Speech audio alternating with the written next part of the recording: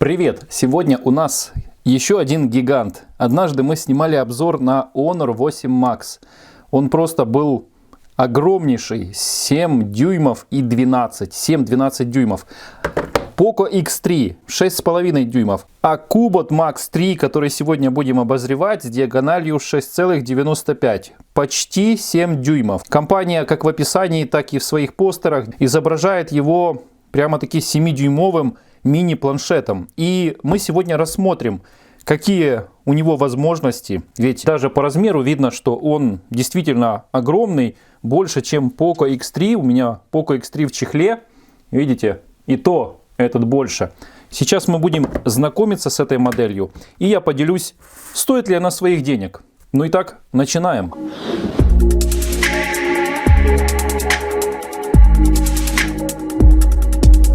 Цена на момент обзора $116. Версия 4.64, 11 Android, NFC, 4G, 5000 аккумулятор, 48 камера. Ну вот такие вот его преимущества. Смартфон мы сейчас, конечно же, детально рассмотрим. А пока давайте рассмотрим внешний вид упаковки и содержимое. На упаковке огромный смартфон, соответствующий его размерам, надпись Max 3. Внизу располагаются все его преимущества. А внутри мы получаем кабель для зарядки USB на USB Type-C, 10-ваттный блок питания 5 вольт 2 ампера и наушники. Но стоит обратить внимание, что наушники не в разъем 3,5, потому что у этой модели его просто нет, а в USB Type-C. На гарнитуре есть микрофон и кнопка. Наушники не вакуумные, а вкладыши. Ну а снизу гарантия и инструкция. А чего здесь еще нет? Верно, скрепки. А скрепка здесь не нужна, потому что у нас съемная крышка. Еще в комплекте входит силиконовый чехол и наклеена пленка на экран. Силиконовый чехол с легким затемнением. Огромное отверстие для камеры, вот она. И все разъемы, все отверстия совпадают. Давайте снимем пленку и посмотрим внешний вид. Красивый. Вот реально, хоть и бюджетник, но красивый. Модель доступна в двух цветах. Зеленый и черный. Обратите внимание, что боковая часть, она выполнена в золотистом темном цвете. Красиво переливается. Это у нас пластиковая рама. И посмотрите на эту крышку, которая, во-первых, не собирает отпечатки пальцев. Во-вторых, матовая, вообще бликов никаких нет. И очень красивое такое покрытие. Надпись Cubot. Модуль камеры, конечно же, слегка выпирает. И давайте рассмотрим внешний вид. Сверху ничего нет. Сбоку имеется на левом торце, чуть выше середины, кнопка громкости. На правом торце сверху кнопка питания, а чуть ниже сканер отпечатка пальцев.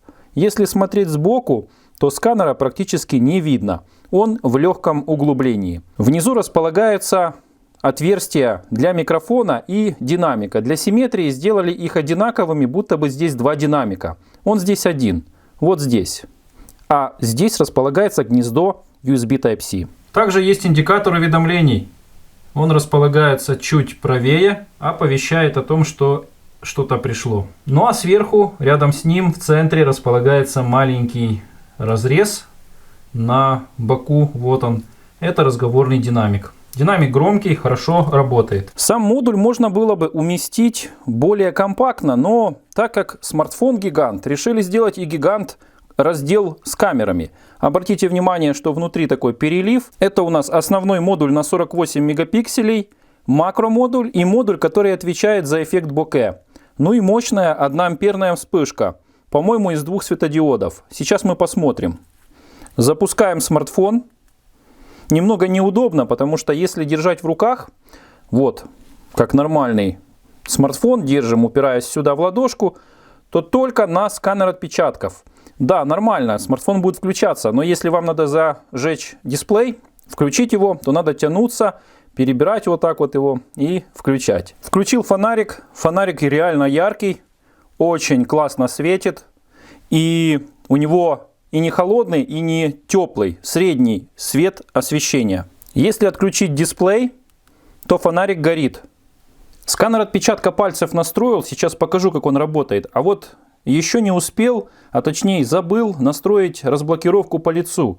Сейчас прям настраиваю, и мы с вами проведем тесты, как же будет разблокировка по лицу работать. Все настроено. Теперь проверю, как работает сканер отпечатка. Выключаем. Опять же, тянусь аж туда. Теперь прикасаюсь. Ну, скажу, что не с первой попытки срабатывает. Вот сейчас сработал хорошо, попал точно. Вот опять держу, вибро сработало. Отреагировал. Ну, слабовато. И долго. Бюджетный сканер. Но если речь идет о системе безопасности, банковские операции, финансовые операции, то отлично подойдет. Теперь разблокировка по лицу. Разблокируем. Видит. Быстрее срабатывает, чем у сканера. Гораздо быстрее, это однозначно. Ну и теперь экран. Разрешение экрана, конечно, не Full HD, но HD+. С разрешением 720 на 1640. Сейчас вы увидите, какая картинка по сочности и какие углы обзора.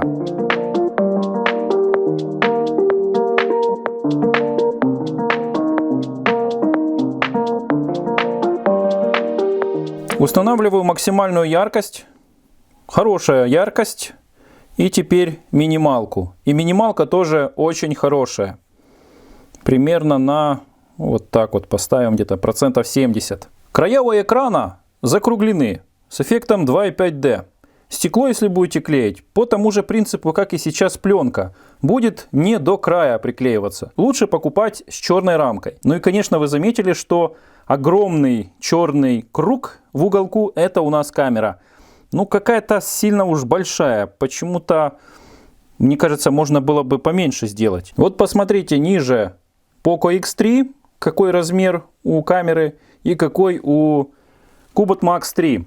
Скажу, что, наверное, делали круг, соответственно, тому же, что и здесь, только в уменьшенном виде. Данная камера на 16 мегапикселей. Конечно же, какие делает фото и видео, вы сможете увидеть по окончанию обзора. Давайте зайдем в меню камеры. Первое, что у нас всегда открывается, раздел «Картинка». Не фото, а такой вот себе перевод. Рядом располагается видео. Далее Face Beauty, и в режиме море у нас очень много разных вариантов.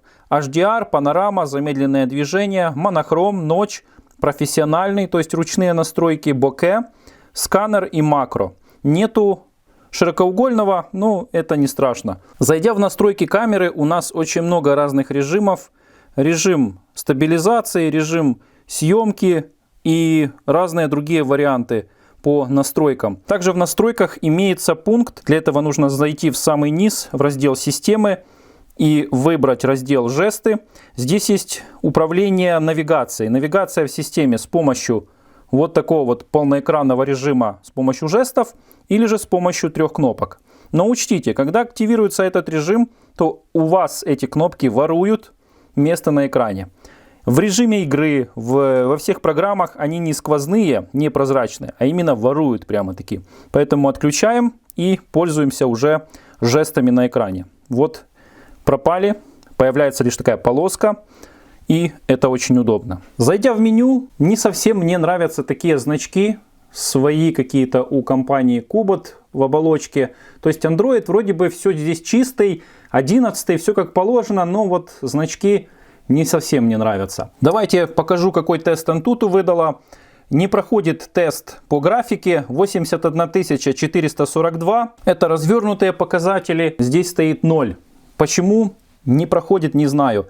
Но покажу вам другие настройки и параметры. Марка Cubot, модель Cubot Max 3, устройство Max 3, процессор, немного ниже о нем поговорим, MT6762, 11 Android, модуль за графику PowerVR Rogue GE8320, разрешение экрана соответствует. Данные о камере здесь тоже указаны, 48 мегапикселей 8000 на 600, 5 мегапиксельный это макро 2576 на 1936 и эффект боке 0,3 мегапикселя. Оперативные 4 гигабайта, из них свободно сейчас 1,88, встроенных 64, из них свободно с установленными программами 47 гигабайт. Вот теперь более детально о бюджетном процессоре. Он, конечно, не шустрый, собран по 12-нанометровому техпроцессу. Максимальная частота разгона 4 ядер 1500 и максимальная остальных 4 1800. Плотность пикселей 320 dpi или 258 ppi.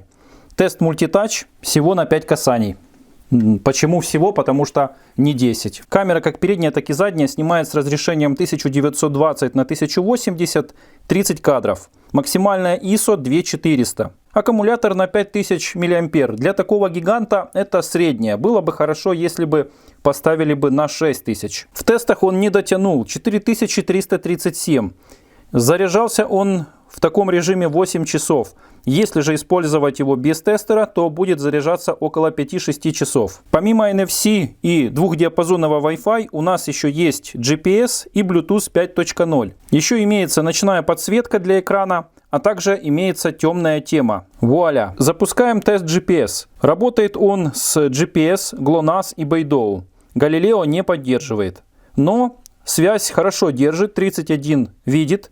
Через 15 где-то секунд он должен уже споймать.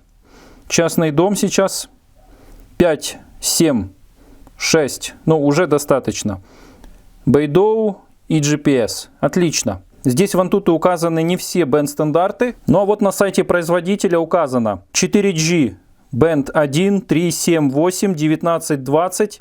Band 5 и Band 40. Также установлено 13 датчиков. Детектор шага, шагомер, датчик сильного движения, датчик приближения, датчик ориентации, магнитометр, линейный акселерометр, датчик освещенности, гироскоп, датчик силы тяжести, геомагнитный вектор вращения, игровой вектор вращения и акселерометр. То есть в нем есть компас, датчик движения по включению и детектор шага. Если с собой носить, то можно не использовать смарт-часы или же какой-то фитнес-браслет будет считать шаги вместо браслета. Теперь тест звука. Устанавливаем максимальный звук. Нужно еще привыкнуть к боковой кнопке слева от экрана. И запускаем мелодии.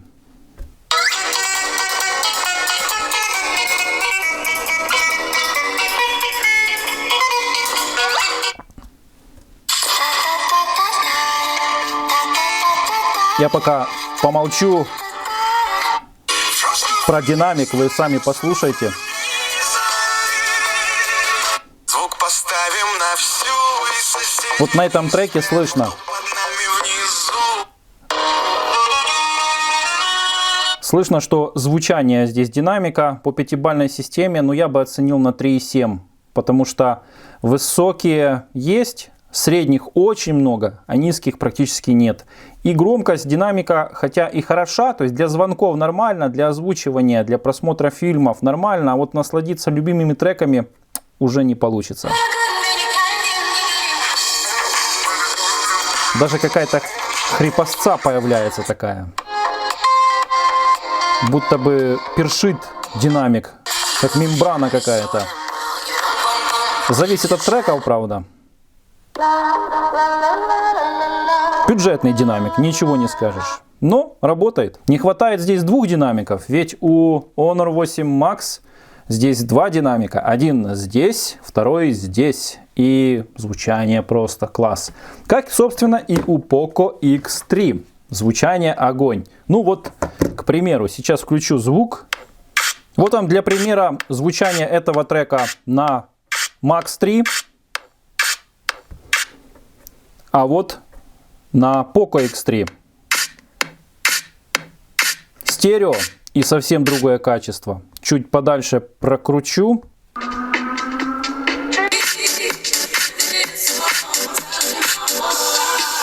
Минута 10. Находим этот трек.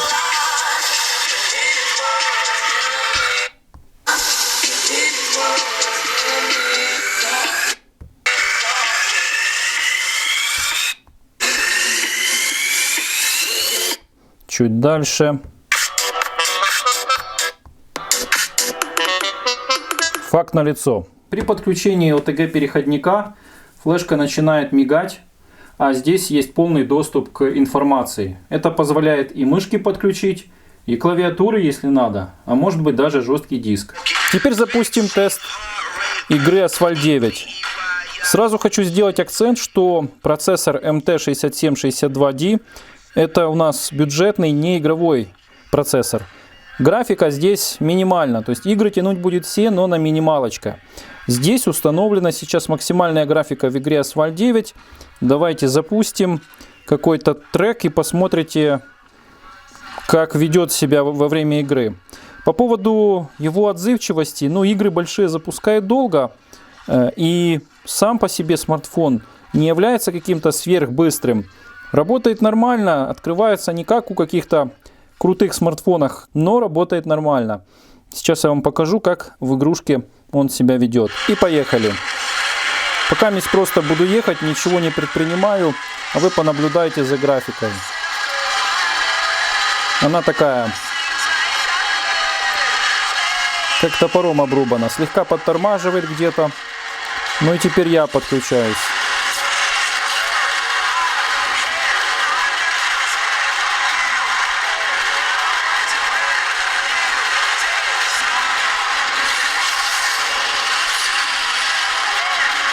Играть будет, но на самой минималочке.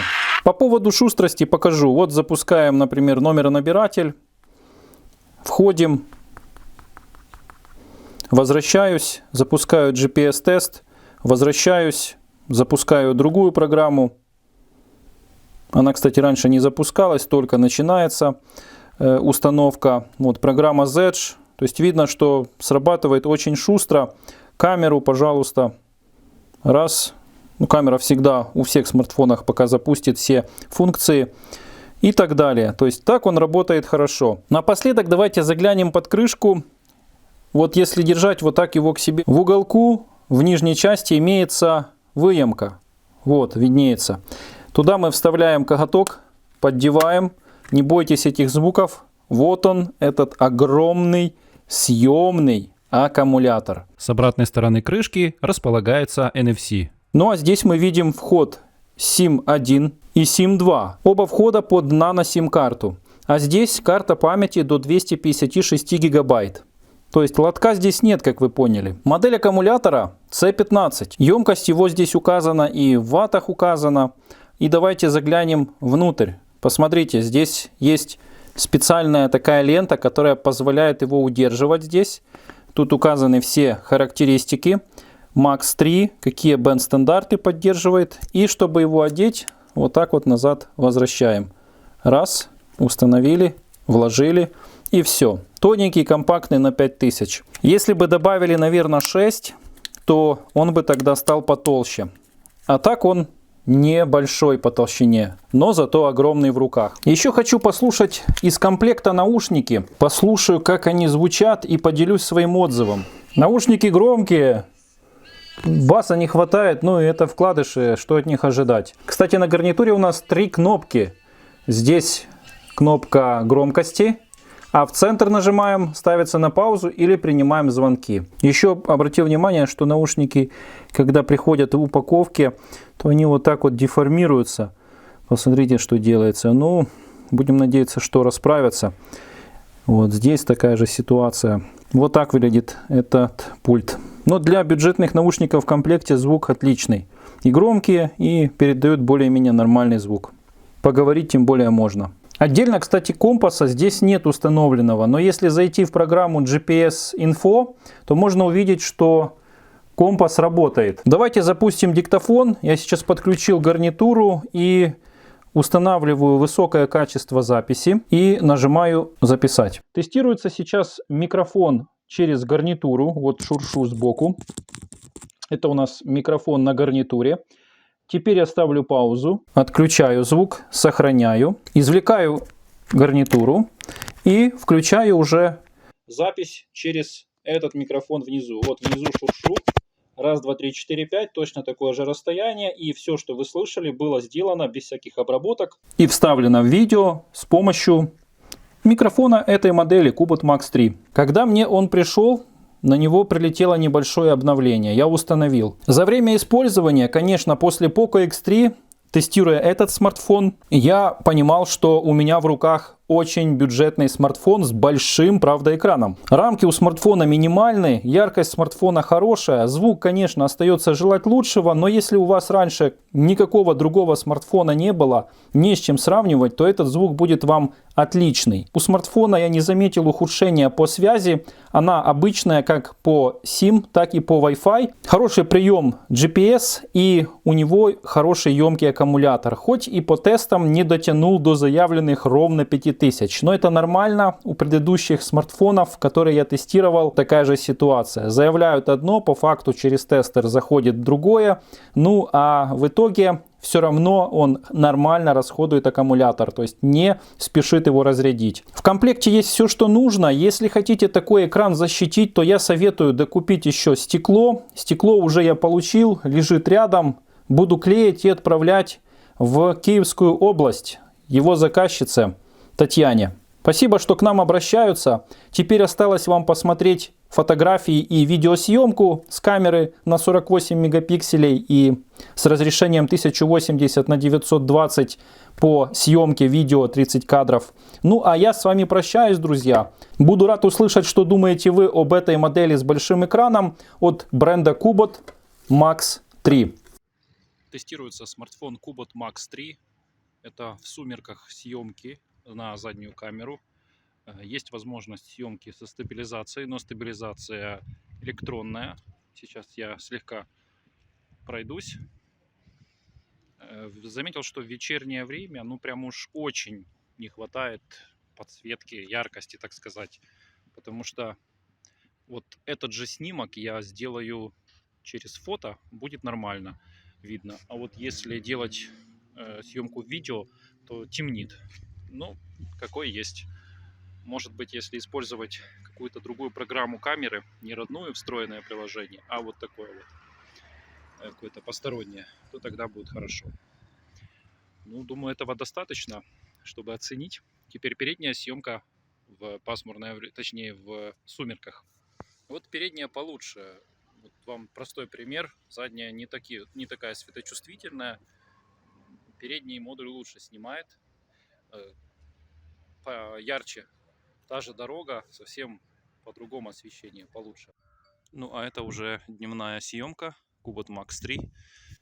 Я могу лишь сказать, что хотелось бы, конечно, вспоминая, на что рассчитывала компания, делая его большим и помня Honor 8 Max, то камера, конечно, там лучше, но и цена была больше. Здесь же побюджетнее, но за такие деньги терпимо. Это задний модуль, сейчас передний. На максимально вытянутую руку, вот так вот, прямо аж тяжело так, вот, чтобы попасть в кадр. На улице туман, пасмурная погода, но день, практически 11 часов. Звук вы тоже слышите. Дальше фотографии.